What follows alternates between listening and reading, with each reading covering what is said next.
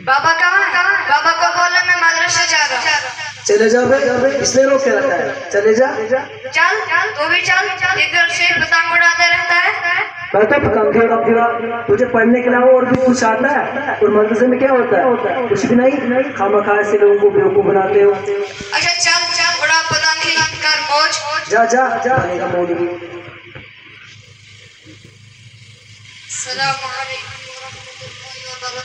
वालेकुम अस्सलाम वरहमतुल्लाहि वबरकातुहू। तमाम तलबा तशरीफ ले आए हैं, चलिए हाजिर ले लेते हैं। बेटा फतेह अली, बेटा जमील, बेटा जुल्फकार, माशाल्लाह। तलबाए अजीज, हम रोज इल्मे नहव, इल्मे सर्फ और इल्मे फिक़ह की किताबें पढ़ते रहते हैं जो कि हमारे लिए बहुत ही जरूरी हैं। और आज मैं चाहता हूँ कि हम तारीख के मुतालिक कुछ गुफ्तगू करें। बच्चों ये बताओ, अगर मैं आपसे तारीख के मुतालिक कुछ सवालात पूछूं, क्या आप जवाब दे सकते हो? जी माशाअल्लाह। बेटा फतेह अली, आप ये बताएं कि अमेरिका की खोज किसने की? उस्ताद मोहतरम, अमेरिका की खोज कोलंबस ने की है। माशाअल्लाह। बेटा जमील, आप ये बताएं कि हम 26 जनवरी भी मनाते हैं और 15 अगस्त भी मनाते हैं, लेकिन इन दोनों में फर्क क्या है?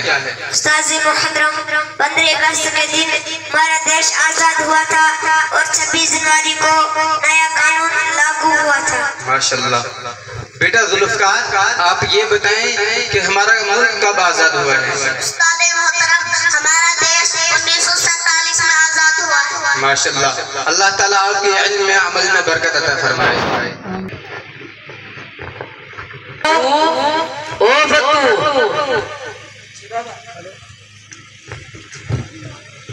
जी बाबा।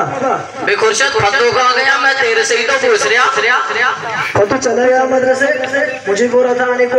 मैंने बोला मैं नहीं आऊंगा, बाबा मारेगा मुझे। हैं? अरे किसने भेजा उसको? पढ़ो आया हुआ बड़का मौलवा, जा उसको बुला के ले आ। और तू दिन भर सिर्फ पतंग उड़ाते रहता है। अबे यार, तुम्हें तो पतंग उड़ाने को। वैसे एक बात है, बाबा ने मेरी मौज करा दी। नया ट्राउजर, नई शर्ट, नया चश्मा, वैसे मेरे तो मौज है।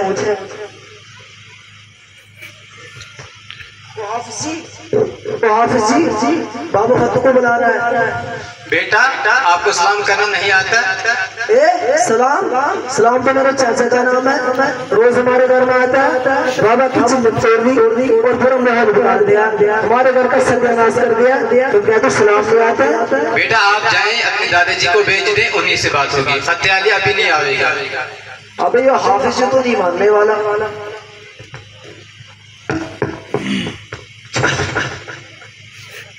बाबा, हाफिज जी फतू को नहीं भेज रहा, कह रहे अपने दादे को बुलाओ, उन्हीं से बात होगी।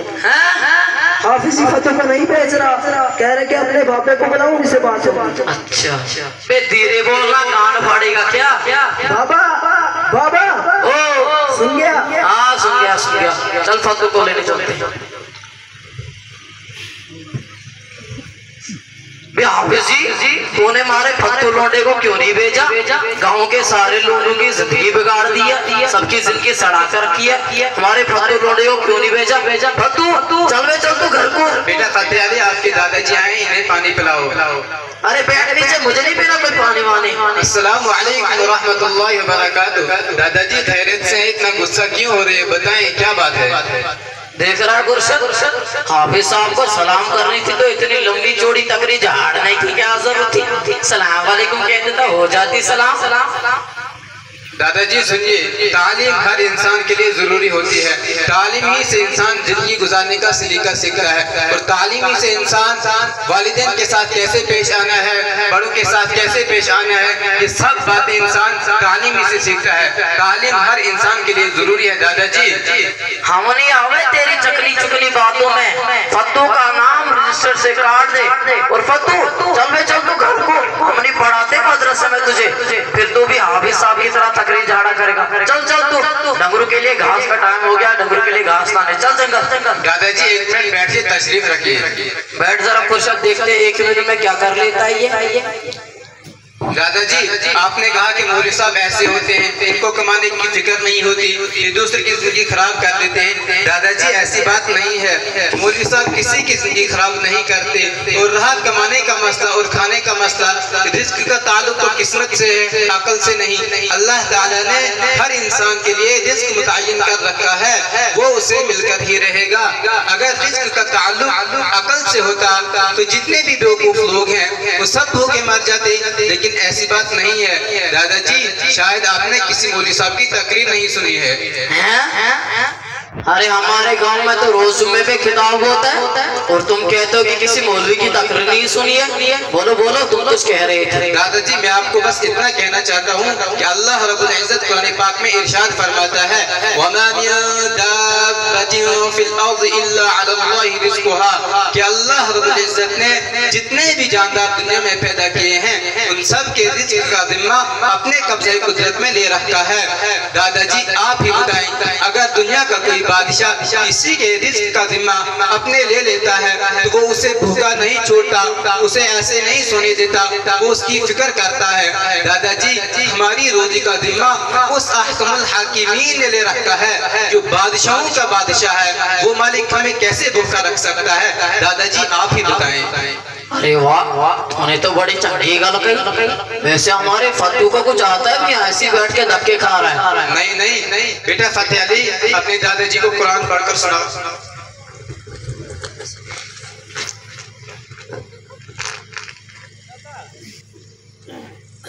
अऊज़ु बिल्लाहि मिनश शैतानिर रजीम, बिस्मिल्लाहिर रहमानिर रहीम, अलिफ लाम मीम, अल्लाहु ला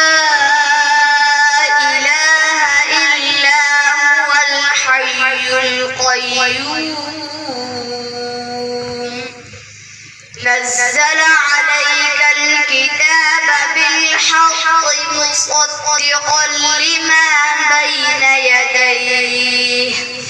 मुसद्दिक़न लिमा बैन यदैहि व अंज़लत तौरात वल इंजील अलैहि शहीदun हुवल्लज़ी युसव्विरुकुम फिल अर्हामि कैफ़ा यशा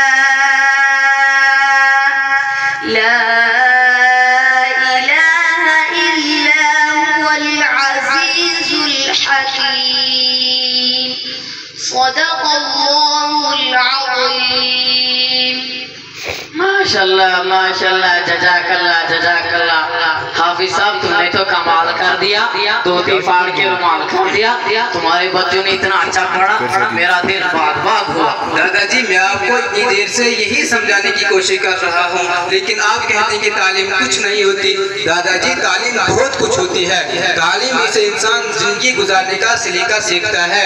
इसलिए आप अपने महलों के अंदर जाएं, वहाँ जो बच्चे बगैर तालीम के घूम रहे हैं उन सबको मदरसे के अंदर भेज दीजिए ताकि उनके अंदर भी जिंदगी गुजारने के सलीके आ जाएं। इसलिए आपसे दरख्वास्त है कि जितने भी बच्चे हैं उन सबको मदरसे के अंदर भेज दीजिए। हाँ, अब मैं अपने गांव में जाऊंगा और वहाँ से लोगों को कहूँगा कि अपने बच्चों को मदरसे में पढ़ाई को भेजो। इतना आलीशान मदरसा है, कुछ सीखेंगे। दादाजी अगर आपकी इजाजत हो तो मैं आपके इस हीरो से कुछ सवाल करूं? जी हाँ पूछिए। बेटा आप ये बताएं कि गुस्ल में कितने प्राइज हैं? अबे क्या सवाल किया है हाफिज जी बिना ये भी कोई सवाल है? गुस्ल में तो 10 प्राइज है। अच्छा जरा बताएं क्या क्या है? नंबर 1 लोटे का होना, नंबर 2 साबुन का होना, नंबर 3 तौलिया का होना, नंबर 4 सतर छुपाने के लिए लुंगी का होना, नंबर 5 कपड़े उतार कर नाक पर जाना, नंबर 7 नंबर 8 बात पर चला जाना, नंबर 9 इस्तिंजा करना, नंबर 10 सबसे अहम सर्दियों में गर्म पानी का होना। अगर ये सब चीजें ना हो तो गुस्ल अच्छी तरह होगा। इन्ना लिल्लाहि व इन्ना इलैहि राजिऊन। बेटा गुस्ल में 10 प्राइज नहीं, गुस्ल में 3 प्राइज हैं।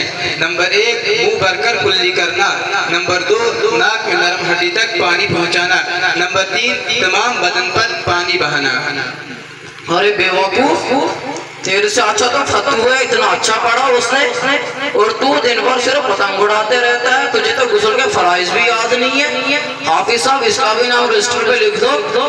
दादाजी इसके मुतालिक कल बात होगी, अभी छुट्टी का टाइम हो गया है।